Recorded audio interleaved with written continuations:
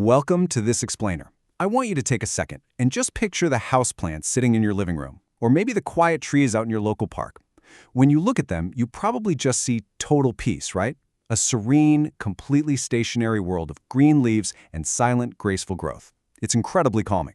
But, as we're about to uncover today, that profound sense of calm, it's really nothing more than a beautiful illusion. We're going to journey into a hidden ecosystem, kind of taking the lens of a deep, suspenseful nature documentary to reveal the incredibly intense reality that is happening right under our noses. I mean, just think about this contrast. Above ground, we've got the peaceful world we live in. Silent green leaves gently basking in the sunlight. But just a few inches below the surface, hidden away in that dark, dense soil, lies one of the most violent, competitive battlegrounds on Earth. Right now, literally as you sit watching this, your seemingly innocent plants are actively engaged in ruthless subterranean warfare. Okay, let's dive into this dark reality beneath the dirt, because what's actually happening down there defies basically everything we assume about passive plant life. If we could somehow strip away the ceramic pots and peer into this microscopic, high-contrast world of roots and soil, we wouldn't see stillness. No way. We would see plants actively poisoning their rivals. We'd see them screaming for help through massive, ancient networks. We would even see them summoning biological hitmen to slaughter their enemies. Welcome to the literal biological war zone inside your plant's dirt.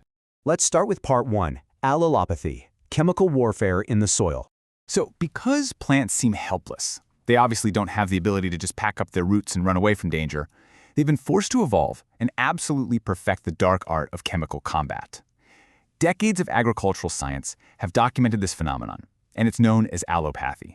See, roots aren't just passive little straws sucking up water from the dirt. They are actually complex, highly active chemical factories. When a plant produces specific biochemicals designed to directly hinder the growth and survival of its neighbors, well, it's waging chemical warfare.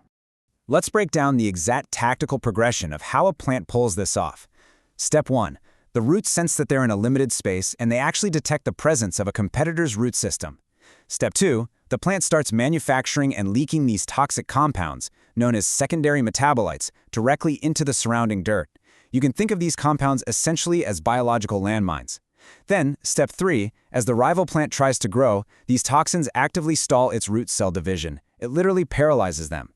Finally, in Step 4, those rival roots begin to rot away entirely, which allows the victor to just steal that newly cleared territory and monopolize the life-saving water. It is a brutal, zero-sum game for survival. Which brings us to part 2, the underground internet and the fungal alliance. Now, despite their mastery of chemical toxins, a single plant can really only fight for so long on its own. To truly survive, it has to form an alliance with a massive, mind-bogglingly complex underground intelligence network. Mixed right in with the potting soil are mycorrhizal fungi. This fungus grows an incredibly vast web of microscopic threads called hyphae.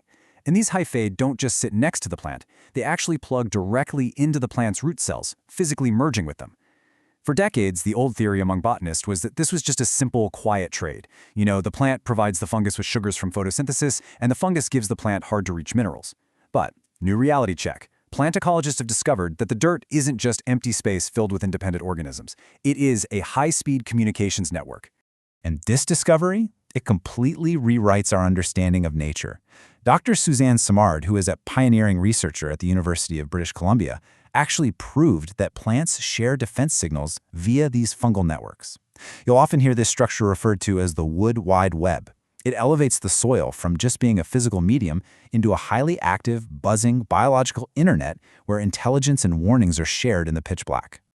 Let's watch how this builds in real time, because the sheer speed of this network is staggering. Imagine a caterpillar or a spider mite lands on a leaf. Boom, 0 seconds, the pest attacks. Just 5 seconds later, the plant generates a biochemical warning signal and shoots it straight down its stem to its roots. By the 1-minute mark, that distress signal is traveling rapidly through the microscopic fungal hyphae, bridging the gap between entirely separate plants, and within just 5 minutes, neighboring plants that haven't even seen a single pest yet, read that signal and immediately start producing defensive, foul-tasting toxins in their own leaves. They are acting on vital intelligence before the enemy even arrives at their gates. Moving on to part 3, the cry for help, and summoning biological hitmen. So we've seen how plants poison their neighbors, and how they warn their allies. But the soil is relentless. And that leads us to a plant's final, most desperate, and frankly, most cinematic line of defense. Consider this for a second. What happens when the plant actually loses the chemical battle? What does it do when a horde of pests, like ravenous root aphids or fungus gnat larvae, completely overwhelm its underground defenses? I mean, it can't run. Its toxins have failed.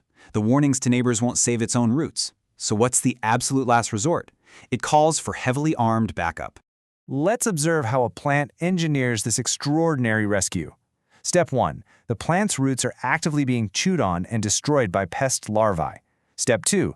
The plant ensures this damaged tissue releases highly specific airborne and soil-bound chemicals, known as volatile organic compounds, or VOCs.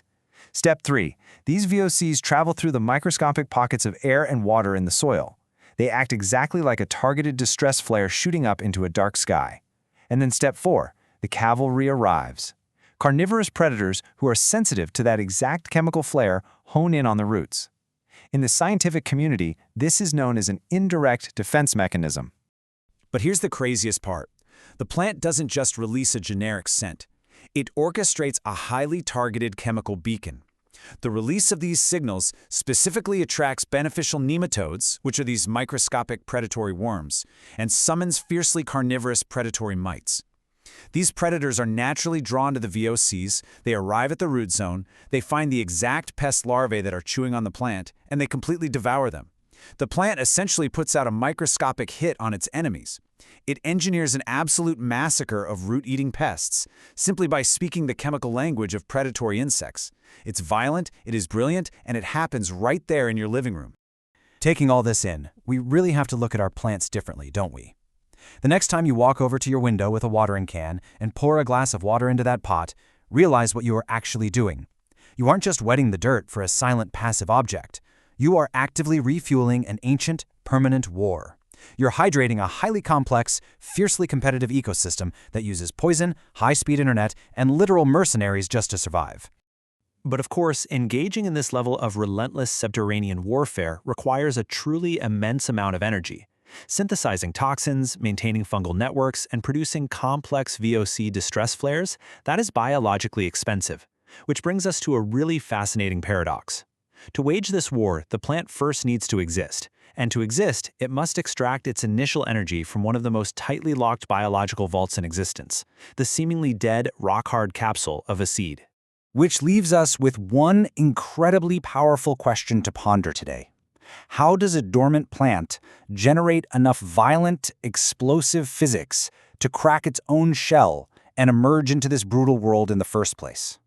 I mean, think about the sheer mechanical force required to break out of that vault and begin the war we just explored.